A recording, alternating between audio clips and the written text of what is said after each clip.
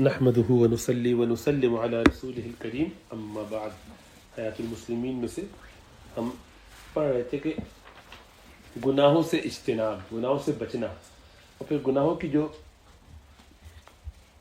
خباثتیں ہیں جس کے نتیجے میں بے برکتیاں ہوتی ہیں، کیا کیا نقصانات ہوتے ہیں. تو حضرت تھانوی صاحب فرما رہے تھے رحمۃ اللہ علیہ، اس میں احادیث پیش فرما رہے ہیں.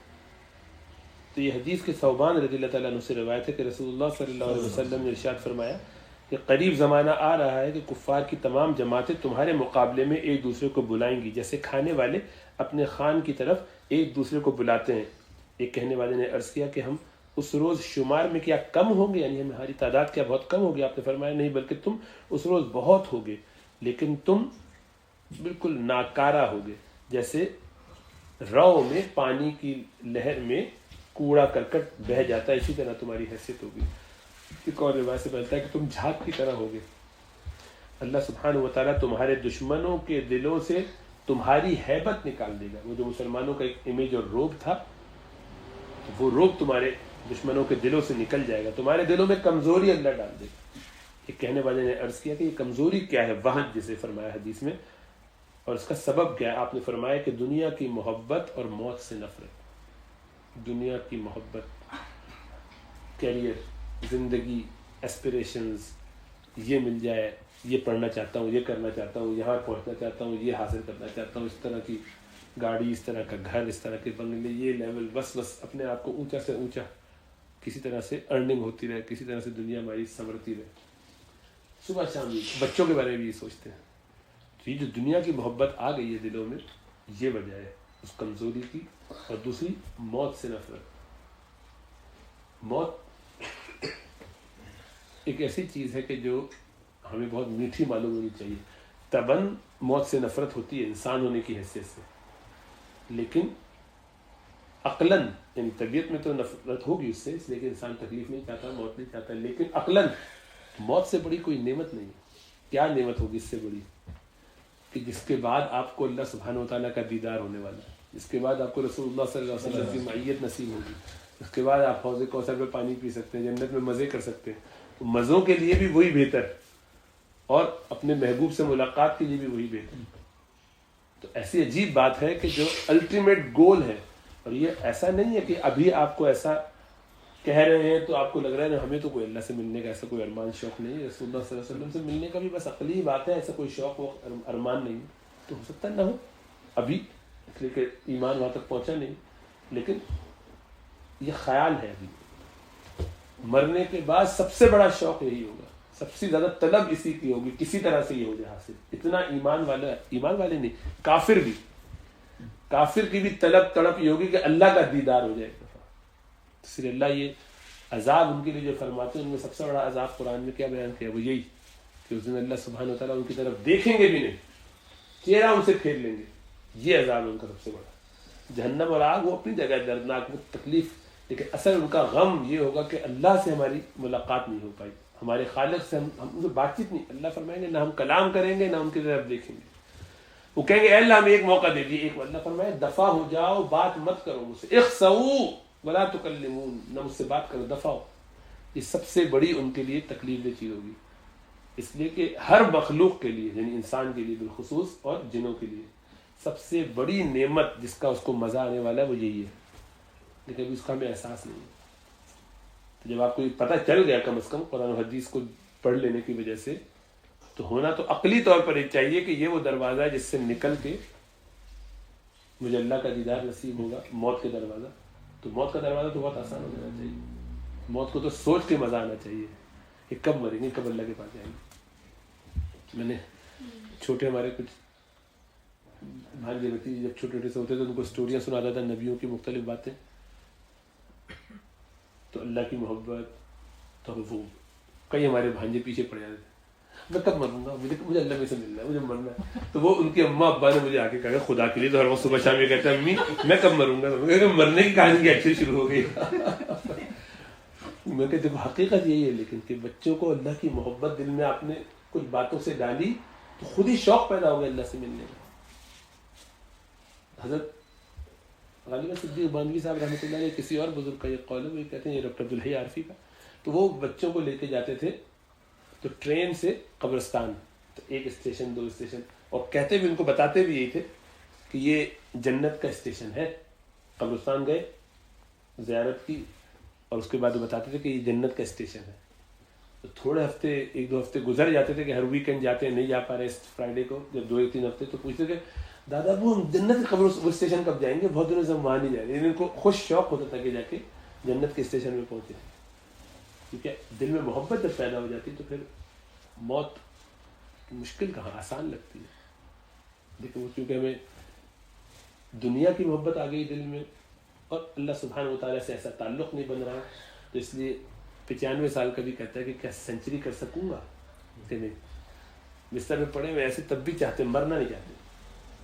ان سے کہو ڈو ناٹ اٹمپٹ ریسسیٹیشن. ابھی ہمارے ایک پیشنٹ ہے، اس کو کینسر ہے، پھیلا ہوا ہے، کیمو تھراپی وغیرہ سب پابندی، کچھ نہیں ہوگا. وہ خود بھی تیار ہے کہ نہیں میں قابل نہیں. بار بار آتا ہے ہاسپٹل میں انفیکشن کے ساتھ، ہر دفعہ یہ کہتا کرنا آخر وقت تک کوشش کرو.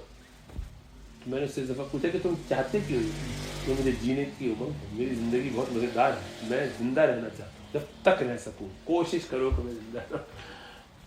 زیادہ ہل جل نہیں سکتا ہے، لیکن یہ کہ ارمان بہت ہے. تو دنیا کی محبت اس طریقے سے بیڑی بن جاتی ہے. اور ہم نے کیا کیا کہ اپنے ارد گرد بہت ساری ایسی باڑیں لگا لی، تعلقات کی ایسی چیزیں جما لی ہیں کہ وہ زنجیریں ٹوٹتے ہوئے تکلیف ہوتی ہے. یہ زنجیر علائق، تعلقات کی زنجیریں. وہ اپنے واقعہ سنا عطار، فرید الدین عطار رحمۃ اللہ علیہ کا.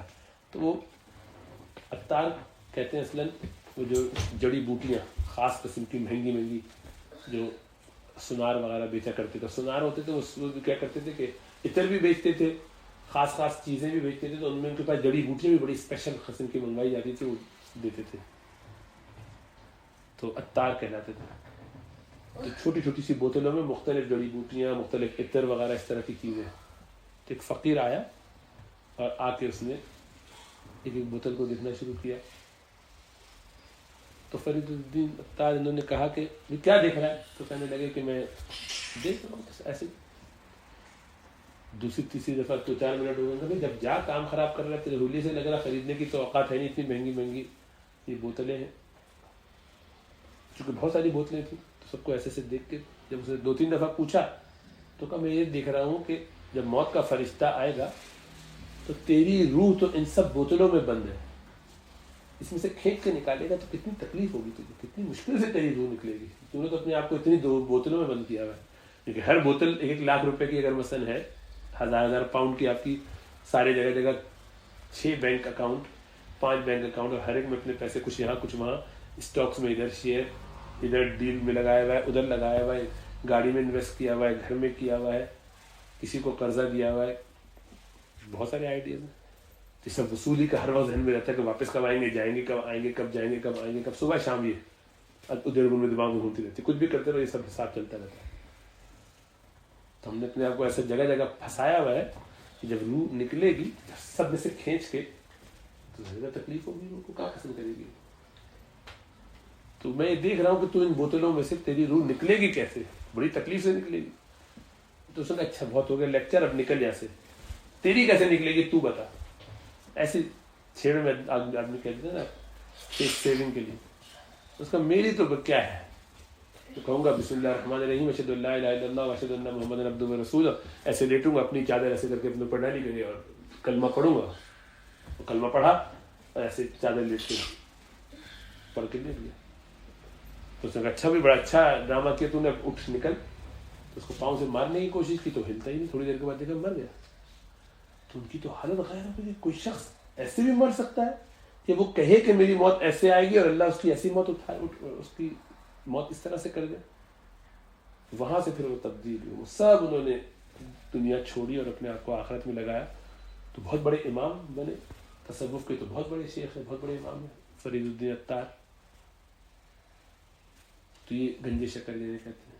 اور مختلف اس طرح کے بزرگوں کی زندگی ایسے ایک لمحے میں یوں بدل جاتی تھی، اس لیے کہ اندر سے بنے ہوئے ہوتے تھے، کچھ کوتاہی ہوتی تھی، کچھ گرد ہوتی تھی، کسی نے سکھایا بتایا نہیں ہوتا تھا. وہ خاص نقطہ کبھی اللہ بھیج دیتے، کوئی ایسی خاص بات وہ قبول کرنے والا قبول کرتا ہے، زندگی کہاں سے کہاں ہو جاتی ہے.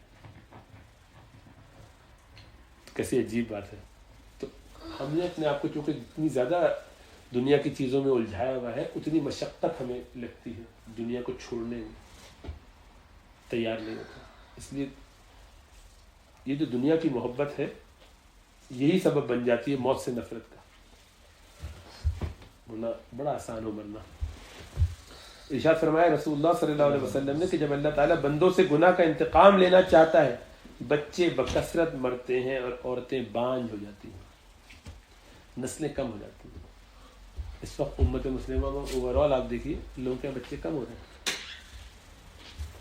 اس کی وجہ جو بھی بنائی جائے، سمجھی جائے، ظاہر میں کوئی بھی سبب ہو، اولاد کا کم ہونا یہ اس بات کی علامت ہے، ایک علامتوں میں سے ہے کہ اللہ کی طرف سے رحمت نہیں. اللہ ہمارے گناہوں کی وجہ سے ہمیں ایسا چھوڑ رہے ہیں. اس کی ہمیں قدر اس وقت ہوگی جب ہم بوڑھے ہو جائیں گے. کہ تو پہلی جنریشن ہے نا ہمارے مسلمانوں میں، یہ پہلی جنریشن ہے جس کے بچے 3 سے ایوریج 5 کے درمیان پھنس کے رہ گئے. اس سے پہلے سب کے یہاں 8 7 8 7 8 یہ ایوریج چل رہا تھا. 6 تو ہوتے ہی تھے ہر گھر میں بچے. تو چچاؤں کو اباؤں کو دیکھیے ان میں 10 10 تک بھی ہوں گے، لیکن یہ کہ ایوریج تھا 6 7، اور ان سے اوپر والوں میں ذرا اور اوپر. تو نیچے ہوتے ہوتے ہوتے اب 3 سے، یعنی یہ جو 7 8 سے 6 7 نہیں ہوا، اچانک سے 2 اور 3 پہ آ گیا. بہت جلدی یہ بڑی جمپ ہے مسلمانوں میں. تو یہ بڑا ایک ببال ہے.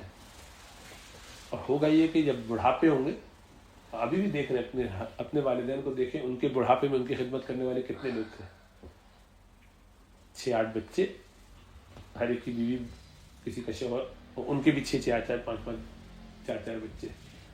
تو 12 15 20 25 لوگ جگہ جگہ، کبھی یہاں کبھی وہاں، کبھی دوسرے ملکوں میں گئے تب بھی کچھ نہ کچھ مل ہی جاتے تھے. 2 4 ہر جگہ ایک کا دکا لوگ کچھ خاندان والے مل جاتے. اپنے بارے میں سوچیے کہ آپ اس جگہ ہوں 20 سال بعد، خدا نخواستہ کرپلڈ بیڈ باؤنڈ، اللہ سب کو حفاظت میں رکھے. لیکن انسان کی زندگی تو نیچرل ایسے ہی گزرتی ہے. سب بڑھاپے میں جاتے ہیں 30 سال کے بعد. 70 اور 80 سال کی عمر میں آپ کو دیکھنے والے کون لوگ ہوں؟ Care home. اگر کیئر ہوم NHS میں بچ گئے، اگر وہ پیسوں سے ہو رہے ہوں گے، تو اگر آپ نے اس سے پہلے 2 نمبریاں کر کے پیسے اتنے جمع کر کے ڈالے ہوئے ہوں گے انشورنس میں، اور ادھر ادھر حرام کے طریقوں سے، ناجائز طریقوں سے، یا جائز یا جو بھی ہو صورت، تو غیر مسلم ہر قسم کے لوگ، کوئی نہلا رہا ہوگا، کوئی دھلا رہا ہوگا، مہینوں مہینے تک تو نہائیں گے نہیں، ناپاکی کی حالت میں پڑے ہوں گے بستر پر. کہنا چاہیں گے کہہ نہیں سکیں گے. کسی کو اسٹروک، کسی کو یہ بیماری، کسی کو وہ بیماری. بچوں کے پاس ٹائم نہیں ہوگا آپ کو دیکھنے کا، وہ ہیں بھی اتنے کم ان کی اپنی زندگی میں. تو پلٹ کے پوچھیں گے. گوروں میں تو یہ کام اسی جنریشن میں ہو چکا ہے، یعنی پچھلی جنریشن میں ہو چکا ہے. ہمارے والدین کی جنریشن میں یہ ہو چکا ہے. ان کو تو اس وقت سے اولڈ ہومس کی عادت اور سب ڈال دی گئی. تو وہ خود ہی کہتے ہیں کہ نہیں کیا کریں، ان کے پاس ٹائم ہی نہیں ہے، ہم ڈیمانڈ بھی نہیں کرتے. ہم لوگ تو ابھی اپنے والدین کی خدمت کر لیتے ہیں، وہ بھی ہم سے ایکسپیکٹ کرتے ہیں اور ڈیمانڈ بھی کر لیتے ہیں. آپ اپنے بچے سے ڈیمانڈ کرنے کی بھی پوزیشن میں نہیں ہوں گے. تو یہ سب بوال ہی تو ہے. ہمیں نظر نہیں آ رہا، وہ اس وقت ہمیں اس وقت قدر ہے، لیکن پھر ٹو لیٹ ہوتا ہے.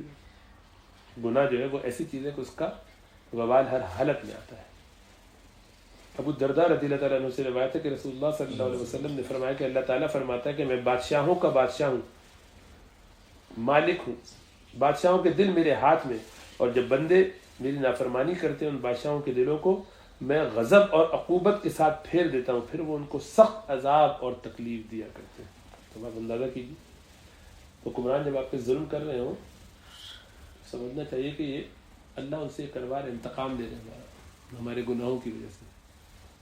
اسی لیے آپ کو نظر آیا کہ علماء سے جب آپ مشورہ کرتے تو وہ کہتے توبہ استغفار کرو. حجاج بہت ظلم کر رہا ہے، توبہ استغفار کرو، استقامت سے رہو. یزید کی طرف سے بہت ظلم ہو رہا ہے، توبہ استغفار کرو، اپنے اعمال درست کرو. فلاں کی طرف سے ظلم ہو رہا ہے، اپنی اصلاح کرو، اعمال درست کرو. ہم کہتے نہیں یہ تو ہم بعد میں کریں گے، یہ توبہ استغفار آپ کیجیے، ہم تو اس کی ایسی کی تیسی کریں گے، تلوار لے کر نکلیں گے. اچھا ابھی بتاتے ہیں، مسئلے جاتے ہیں. وہاں نے کہا کہ اللہ تعالیٰ نے بنی اسرائیل سے فرمایا کہ جب میری اطاعت کی جاتی ہے میں راضی ہوتا ہوں اور برکت نازل کرتا ہوں، میری برکت کی کوئی انتہا نہیں، اور جب میری اطاعت نہیں ہوتی تو غضبناک ہوتا ہوں اور لعنت کرتا ہوں، اور میری لعنت کا اثر 7 پشت تک پہنچتا ہے. یہ مطلب نہیں کہ ساتھ اس پر لعنت ہوتی ہے، بلکہ مطلب یہ کہ اس کے نیک ہونے سے جو اولاد کو برکت ملتی وہ اب نہیں ملے گی. تو برکت کا نہ ملنا بھی تو نقصان ہے نا بڑا. وکیع سے روایت ہے کہ عائشہ صدیقہ رضی اللہ تعالیٰ عنہا نے فرمایا کہ جب بندہ اللہ تعالیٰ کی بے حکمی کرتا ہے تو اس کی تعریف کرنے والا خود حج کرنے لگتا ہے. جب آپ اللہ کے حکم توڑتے ہیں تو کل تک جو بندہ کہتا تھا کہ واہ واہ کیا بات ہے، کیا اچھے انسان ہے بہت، وہ آج برائی کرنا شروع کر دیتے ہیں. کل تک جو آپ کو واہ واہ کر کے بلایا کرتے تھے، اچھی طرح یاد کرتے ہیں، برے طریقے سے یاد کرتے ہیں. یعنی گویا آپ کے اس گناہ کی وجہ سے اس کے دل سے آپ کی محبت نکال دی جاتی ہے. اس کا اشارہ قرآن کی آیت میں ہے مفہوم مخالف کے طور پر. اللہ فرماتے ہیں سورہ مریم کے آخر میں کہ وہ لوگ جو نیک اعمال کرتے ہیں، ایمان لانے الذین آمنوا وعملوا الصالحات سيجعل لهم الرحمن ودا. اللہ سبحانہ وتعالیٰ یہ رحمان تعالیٰ لوگوں کے دلوں میں اس کی محبت پیدا کر دیتے ہیں، اس سے محبت کرنے لگتے ہیں. تو جب وہ آپ کی برائی کرنے لگے اور آپ کو برا بھلا کہنے لگے تو مطلب یہ کہ محبت نکل گئی دل سے، تبھی تو برائی کر رہے ہیں. تو جب نیکی کی وجہ سے محبت پیدا ہوئی تو برائی کی وجہ سے نفرت پیدا ہوئی. آپ کے گناہ کی وجہ سے لوگوں کے دلوں سے محبت نکل گئی، اب وہ آپ کے اوپر تبرہ کر رہے ہیں، آپ کا مذاق اڑا رہے ہیں. ان حدیثوں میں زیادہ تر مطلق گناہ کی خرابیاں مذکور ہیں، یعنی ہر گناہ، اس میں استثناء نہیں ہے کہ فلاں گناہ زیادہ اور یہ والا کم. ہر گناہ سے بچنے کی فکر ہونی چاہیے. انشاءاللہ تعالیٰ اگلے سبق میں وہ گناہ، خاص گناہوں کی خاص جو نحوستیں ہیں وہ بیان ہوں گی. اللہ نے سمجھ اور شعور عطا فرمائے. سبحانک اللہم و بحمدک اشہد ان لا الہ الا انت